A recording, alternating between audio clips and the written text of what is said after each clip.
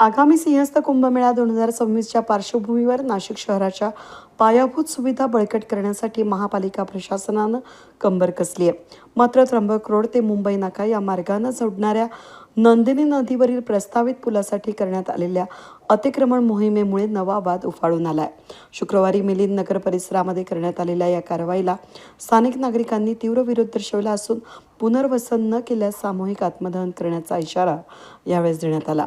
आयुक्त तथा प्रशासक मनीषा खत्री यांच्या मार्गदर्शनाखाली आणि उपायुक्त अतिक्रमण संगीता नांदुरकर यांच्या नेतृत्वाखाली ही मोहीम राबवण्यात आली.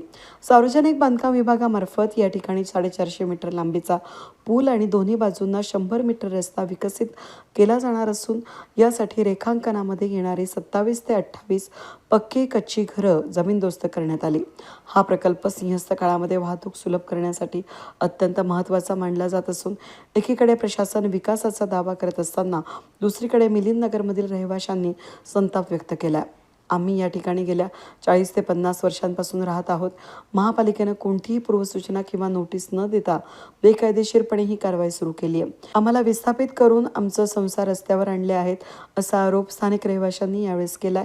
योग्य पुनर्वसन झालं नाही तर टोकाचं पाऊल उचलण्याचा इशारा त्यांनी यावेळेस दिला. ही जी कारवाई महापालिकेतर्फे होत आहे ही कारवाई नोटीस दिल्यानंतर काही 7 दिवसाची मुदत किंवा 15 दिवसाची मुदत द्यावी लागते.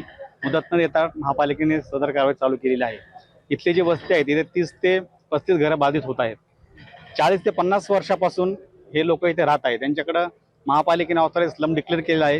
वेळोवेळी हे टॅक्सेस नगरपालिका सगळे भरत आलेले आहेत. परंतु सिंहस्थ कुंभमेळ्याच्या निमित्ताने 2016-17ला येथे डीपी प्लॅन मंजूर केलेला आहे. 24 मीटरचा प्लॅन मंजूर केल्याने दोन्ही साईडचे 30 ते 35 घरे इथे बाधित होत आहेत. त्या नागरिकांना कुठल्याही प्रकारचं पुनर्वसन करण्याचा महापालिकेने जागा किंवा स्कीम सांगितलेली नाही. डायरेक्ट महापालिकेने अतिक्रमण मोहीम राबवून त्यांना इथून विस्थापित करीत आहे. रमाई आवास योजना आणि शबरी आवास योजना असं फक्त तोंडी आश्वासन महापालिकेने दिलेलं आहे. परंतु या दोन्ही योजना राबवित असताना त्या ठिकाणी शासकीय जागा उपलब्ध असणे गरजेचं आहे. परंतु अशी कुठलीही शासकीय जागा महापालिकेने अद्यापपर्यंत नागरिकांना सांगितलेली नाही किंवा लेखी स्वरूपात तसं काही आश्वासन दिलेलं नाही आणि डायरेक्ट इथे येऊन अतिक्रमण मोहीम राबवित आहेत आणि नागरिकांना विस्थापित केलं आहे. येथील जे कुटुंब आहेत इथे उघड्यावर सध्या राहत आहेत. थंडीचे दिवस आहेत, त्यांचे अतोनात हाल होत आहेत. त्यांचं पुनर्वसनासाठी महापालिकेने कोणताही उपाययोजना सुद्धा केलेली नाही. ओपन मैदानामध्ये त्यांना ठेवलेलं आहे. उद्या त्यांच्या जीवितास काही धोका झालाच महापालिका जबाबदारी घेईल काय? सगळं बेकायदेशीररित्या महापालिका सिंहस्थाच्या नावाखाली अधिकारांचा गैरवापर करून नागरिकांना विस्थापित करीत आहे. तर महापालिकेच्या सर्व संबंधित अधिकाऱ्यांना आमची विनंती आहे, त्यांनी तात्काळ सदर नागरिकांचं योग्य ठिकाणी पुनर्वसन करावं. अन्यथा काही दिवसातच महापालिकेला नागरिकांच्या मोठ्या रोषाला सामोरं जावं लागेल. आम्ही वेळोवेळी निवेदन देऊन विनंती केलेली आहे, परंतु महापालिकेने कुठलीही दखल घेतलेली नाही. यावर अजूनही 4-5 दिवसात दखल घेतली नाही तर आमच्या नागरिकांच्या वतीने आम्ही सामूहिक आत्मदहन महापालिकेसमोर करणार आहोत. याची महापालिकेने आणि संबंधित अधिकाऱ्यांनी नोंद घ्यावी. या आरोपांवर स्पष्टीकरण देताना उपायुक्त संगीता नांदुरकर यांनी सांगितलं की गेल्या 1.5 महिन्यांपासून प्रशासनामार्फत रहिवाशांना नोटिसा देऊन विश्वासात घेण्याची प्रक्रिया सुरू होती. रहिवाशांना त्याच परिसरामध्ये पर्यायी तात्पुरती जागा उपलब्ध करून देण्यात आली आहे. प्रशासनानं ही कारवाई नियमानुसार आणि विकास कामांच्या गरजेपोटी केल्याचं म्हटलं जात आहे. कुंभमेळा प्राधिकरण आणि मनपा यांच्या संयुक्त विद्यमाने आज ब्रिजच्या कामासाठी ही मोहीम हाती घेण्यात आलेली आहे. मिलिंद नगर असं ह्या मोहिमेचं नाव आहे आणि एरियाचं नाव आहे. आणि ही पूर्वीपासूनची जवळपास 250 झोपडपट्ट्यांची वसाहत इथे आपल्याला दिसत होती.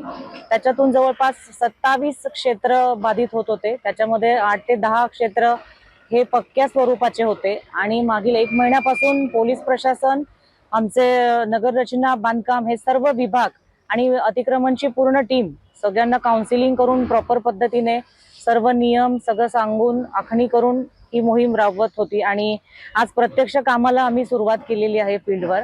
आता जवळपास 70-80% काम उरकलेलं आहे आणि इथपर्यंत ब्रिज आलेला आहे. ब्रिजची लांबी ही 45 मीटर आहे आणि दोन्ही साईडनी जवळपास 100 मीटरचे रोड्स इथे बांधण्यात येणार आहेत. हे काम टॉप प्रायोरिटीचं असल्यामुळे मिलिंद नगर झोपडपट्टीवासियांना नगर परिषदेने बाजूला ओपन स्पेस देऊन तिथे रिहॅबिलिटेट पण केलेलं आहे.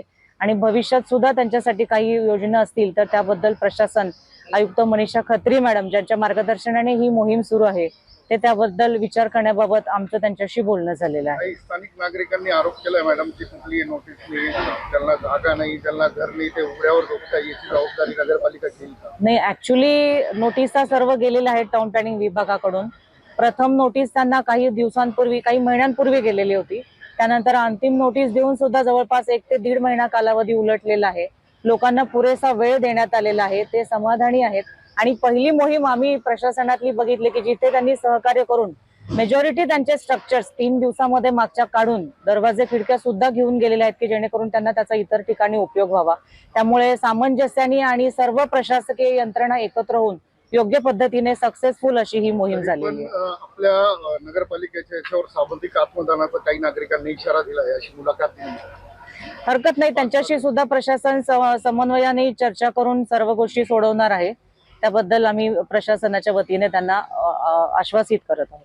या नवीन पुलामुळे त्र्यंबक रोड आणि मुंबई रोड यामधील अंतर कमी होऊन वाहतूक सुलभ होणार असून सिंहस्थ कुंभमेळ्याच्या काळामध्ये लाखो भाविकांच्या वावरासाठी हा रस्ता अत्यंत सोपा ठरणार आहे.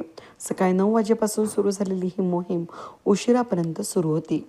वेद न्यूजसाठी प्रतिनिधी कमलाकर तिवडे, नाशिक.